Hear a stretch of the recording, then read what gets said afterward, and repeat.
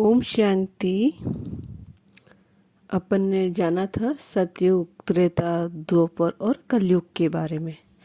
आज हम जान रहे हैं पुरुषोत्तम कल्याणकारी संगम युग के बारे में। यह संगम युग दो युगों कलयुग और संगम युग के संधि काल का समय है। इस समय आत्मा और परमात्मा का प्रत्यक्ष मिलन होता है। निराकार परमपिता परमात्मा शिव ब्रह्मा की रात्रि के अंत में अव्यक्त से व्यक्त स्वरूप का आधार लेकर इस संसार में अवतरित होते हैं। अधर्म का विनाश कर सत्य धर्म सनातन धर्म की स्थापना अर्थ अपने गीता के वायदे के हिसाब से दिव्य जन्म को धारण करते हैं। रुद्र परमात्मा इस संसार में आकर अविनाशी रुद्र गीता ज्ञान महायज्ञ रचकर मनुष्य आत्माओं के ज्ञान की दिव्य चक्षु खोलकर उन्हें धर्म श्रेष्ठ और कर्म श्रेष्ठ बनाकर पुरुष से उत्तम पुरुष बनाकर सर्व का कल्याण करते हैं। परमात्मा शिव नर से श्री नारायण और नारी से लक्ष्मी स्वरूप में परिवर्तन करते हैं। इस संगम युग में मनुष्य आत्मा का एक जन्म होता है और इस जन्म को ही दुर्लभ माना जाता है, क्योंकि यह जन्म बार बार नहीं मिलता है। संगम युग के अलौकिक जन्म की विशेषताएं का वर्णन इस प्रकार है। पहला है, इस जन्म में मनुष्यों को अपने पूरे 84 जन्मों के आदि मध्य और अंत का ज्ञान प्राप्त होता है।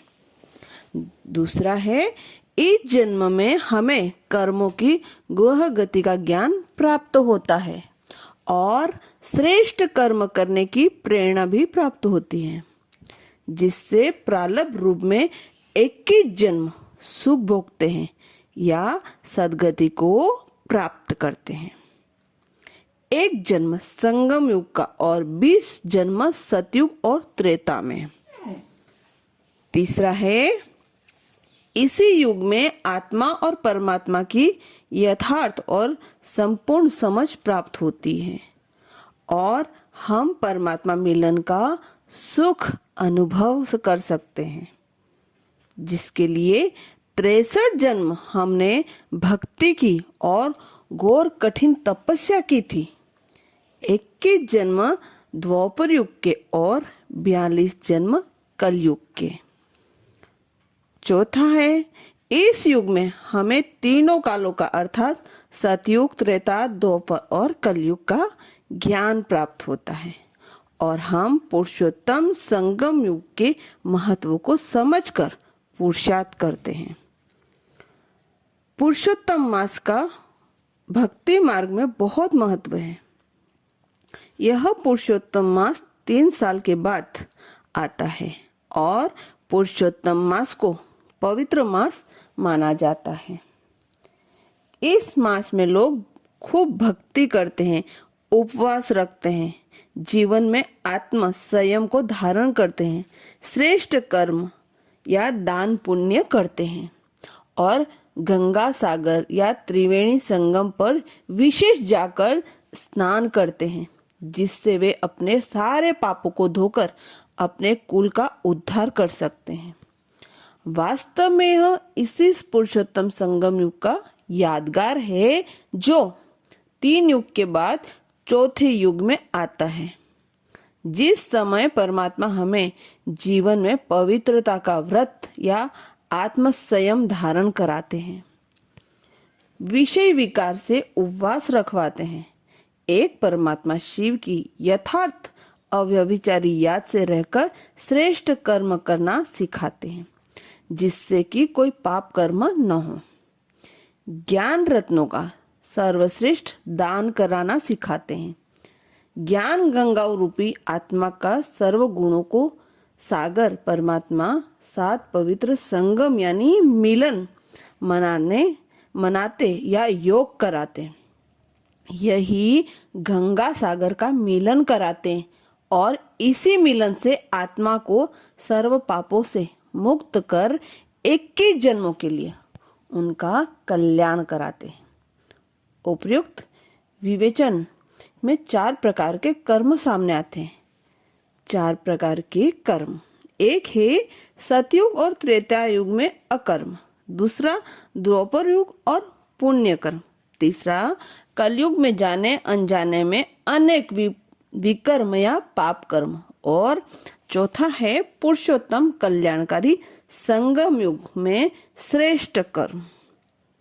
श्रेष्ठ कर्म का अर्थ है परमपिता की श्रेष्ठ मत अर्थात श्रीमत के आधार पर किया गया कर्म, जिससे मनुष्य सतयुग और त्रेता युग में श्रेष्ठ प्रारब्ध प्राप्त कराते हैं। यह श्रेष्ठ कर्म करने की विधि परमात्मा सिखाते हैं। जैसे एक किसान जब बीज बोता है तो सबसे पहले वह धरनी देखता है, फिर उस धरनी के हिसाब से बीज की गुणवत्ता देखता है, इसके बाद उसमें खाद डालता है, शुद्ध वायु मिले इस बात का भी ध्यान रखता है, फिर फसल के लिए धूप और जल पर्याप्त मात्रा में उपलब्ध हो। बाद में जब फल निकलता आरंभ होता है तो कहीं कोई चिड़िया या कीड़ा उसे खराब न कर दे, उसका भी ध्यान रखता है, तब जाकर अंत में फल प्राप्त होता है। इसी प्रकार इस अंतिम श्रेष्ठ जीवन में श्रेष्ठ कर्म करने के लिए श्रेष्ठ संकल्प बीज भले ही अच्छा हो, लेकिन अगर धरनी ठीक न हो तो भी वह बीज कोई काम का नहीं। इसलिए चरित्रवान जीवन रूपी धरनी हो, जिसमें संयम और नियम रूपी खाद डालनी है। फिर घर में अच्छे संस्कारों का वातावरण, माहौल, अच्छी वायु का कार्य करता हो। उसके बाद नित्य ज्ञान सूर्य परमात्मा की याद द्वारा शक्तियों की किरणों की धूप आत्मा को तेज या रोशनी प्रदान करती है। इसके बाद हर रोज उस संकल्प रूपी बीज को ज्ञान अमृत से सींचना है, जिससे जीवन रूपी पौधा बढ़ने लगे, और उस पौधे के ऊपर जो फल आता है उसे भी चिड़ियाओं और कीड़ों से बचाना है। कहने का भाव है संग दोष रूपी चिड़ियाओं और अहंकार रूपी कीड़ों को, जो जीवन को खराब कर देता है। कई बार फल देखते ही व्यक्ति को अभिमान आने लगता है। अभिमान करना माना कच्चा फल तोड़ना। इस सब से फल को सुरक्षित रखना है, तब श्रेष्ठ प्रारब्ध रूपी फल जीवन में संतुष्टता और प्रसन्नता प्रदान करता है। यह संगम युग त्रेता युग के हर जन्मों के अखूट सुख की प्राप्ति कराता है। संगम युग और त्रेता में देवी देवताएं हमेशा अकर्म करते हैं। अकर्म का भाव यह नहीं कि कोई कर्म ही नहीं करना, लेकिन जिस कर्म का कोई फल नहीं प्राप्त होता उसे अकर्म कहते हैं। इस बात को उदाहरण द्वारा स्पष्ट किया जाता है कि मान लो हमें जीवन में एक बीज बोया और यह कर्म किया, बीज से वृक्ष निकला, वृक्ष पर फल लगे, फल पकने पर मैंने फल तोड़कर खाए, यह कर्म भी मैंने ही किया। दोनों कर्मों में क्या अंतर है? बीज बोना श्रेष्ठ कर्म था, क्योंकि उस बीज से मुझे हर मौसम में 100 फल की प्राप्ति हुई। मेरे फल खाने का जो कर्म है उसे अकर्म कहेंगे, क्योंकि उस फल को खाने का कोई और फल नहीं मिलता। बस फल खाया, संतुष्ट हुए और समाप्त हो गया। बीज बोना कर्म की शुरुआत है और फल खाना कर्म की समाप्ति है। इसी तरह संगम युग में हम बीज बोने का श्रेष्ठ कर्म करते हैं, जिसका फल हम सतयुग त्रेता के हर जन्म भुगतते हैं। वहां जो कर्म करते हैं वह फल खाने का भी कर्म करते हैं, जिसका कोई फल प्राप्त नहीं होता, इसलिए उसे अकर्म कहा जाता है। अच्छा, ओम शांति।